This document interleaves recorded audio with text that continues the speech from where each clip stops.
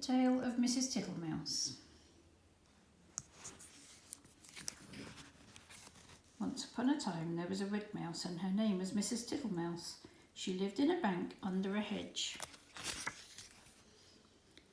Such a funny house. There were yards and yards of sandy passages leading to storerooms and nut cellars and seed cellars, all amongst the roots of the hedge. There was a kitchen, a parlour, a pantry and a larder. Also there was Mrs. Tittlemouse's bedroom, where she slept in a little box bed.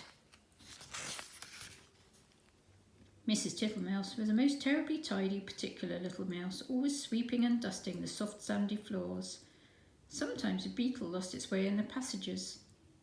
"Shoo, shoo, little dirty feet," said Mrs. Tittlemouse, clattering her dustpan.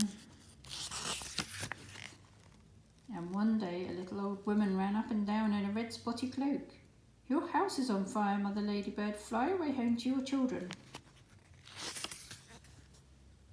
Another day a big fat spider came in to shelter from the rain. "Beg pardon, is this not Miss Muffet's?" "Go away, you bold bad spider, leaving ends of cobweb all over my nice clean house."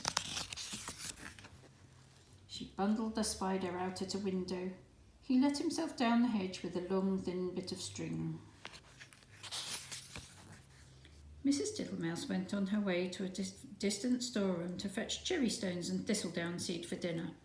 All along the passage she sniffed and looked at the floor. "I smell a smell of honey. Is it the cowslips outside in the hedge? I'm sure I can see the marks of little dirty feet." Suddenly, round a corner, she met Babbitty Bumble. "Ziz, biz, biz," said the bumblebee. Mrs. Tittlemouse looked at her severely. She wished that she had a broom. "Good day, Babbitty Bumble. I should be glad to buy some beeswax, but what are you doing down here? Why do you always come in at a window and say ziz, biz, biz?" Mrs. Tittlemouse began to get cross. "Ziz, whiz, whiz," replied Babbitty Bumble in a peevish squeak. She sidled down a passage and disappeared into a storeroom which had been used for acorns. Mrs. Tittlemouse had eaten the acorns before Christmas. The storeroom ought to have been empty, but it was full of untidy dry moss. Mrs. Tittlemouse began to pull out the moss. 3 or 4 other bees put their heads out and buzzed fiercely. "I am not in the habit of letting lodgings. This is an intrusion," said Mrs. Tittlemouse. "I will have them turned out." Buzz, buzz, buzz. "I wonder who would help me." Bizz, whiz, whiz. "I will not have Mr. Jackson. He never wipes his feet." Mrs. Tittlemouse decided to leave the bees till after dinner. When she got back to the parlour, she heard someone coughing in a fat voice, and there sat Mr. Jackson himself. He was sitting all over a small rocking chair, twiddling his thumbs and smiling with his feet on the fender. He lived in a drain below the hedge in a very dirty wet ditch. "How do you do, Mr. Jackson? Dearie me, you have got very wet." "Thank you, thank you, thank you, Mrs. Tittlemouse. I'll sit a while and dry myself," said Mr. Jackson. He sat and smiled, and the water dripped off his coat tails. Mrs. Tittlemouse went round with a mop. He sat such a while that he had to be asked if he would take some dinner. First she offered him cherry stones. Thank you, Mrs. Tittlemouse. No teeth, no teeth, no teeth," said Mr. Jackson. He opened his mouth most unnecessarily wide. He certainly had not a tooth in his head. Then she offered him thistledown seed. "Diddly widdly widdly poof poof puff," said Mr. Jackson. He blew the thistledown all over the room. Thank you, Mrs. Tittlemouse. Now what I really, really should like would be a little dish of honey." "I'm afraid I have not got any, Mr. Jackson," said Mrs. Tittlemouse. "Diddly widdly widdly, Mrs. Tittlemouse," said the smiling Mr. Jackson. "I can smell it. That's why I came to call." Mr. Jackman rose ponderously from the table and began to look in the cupboards. Mrs. Tittlemouse followed him with a dishcloth to wipe his large wet footmarks off the parlour floor. When he had convinced himself there was no honey in the cupboards, he began to walk down the passage.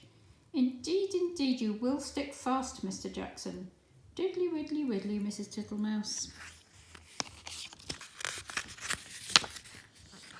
First he squeezed into the pantry. Tiddly widdly widdly, no honey, Mrs. Tittlemouse. There were 3 creepy crawly people hiding in the plate rack. 2 of them got away, but the littlest one he caught. Then he squeezed into the larder. Mrs. Butterfly was tasting the sugar, but she flew away out of the window. Diddly widdly widdly, Mrs. Tittlemouse, you seem to have plenty of visitors. And without any invitation, said Mrs. Thomasina Tittlemouse. They went along the sandy passage. Diddly widdly buzz whiz whiz. He met Babbitty round a corner and snapped her up and put her down again. I do not like bumblebees, they are all over bristles, said Mr. Jackson, wiping his mouth with his coat sleeve. Get out, you nasty old toads, shrieked Babbitty Bumble. I shall go distracted, scolded Mrs. Tittlemouse. She shut herself up in the nut cellar while Mr. Jackson pulled out the bee's nest. He seemed to have no objection to stings. When Mrs. Tittlemouse ventured to come out, everybody had gone away, but the untidiness was something dreadful. Never did I see such a mess. Smears of honey and moss and thistledown, and marks of big and little dirty feet all over my nice clean house. She gathered up the moss and the remains of the beeswax. Then she went out and fetched some twigs to partly close up the front door. I will make it too small for Mr. Jackson.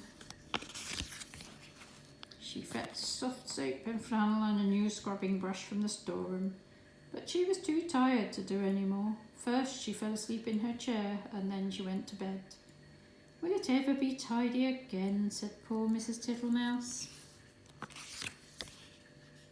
Next morning she got up very early and began a spring cleaning which lasted a fortnight. She swept and scrubbed and dusted, and she rubbed up the furniture with beeswax and polished her little tin spoons. When it was all beautifully neat and clean, she gave a party to 5 other little mice without Mr. Jackson. He smelt the party and came up the bank, but he could not squeeze in at the door. So they handed him out acorn cupfuls of honeydew through the window, and he was not at all offended.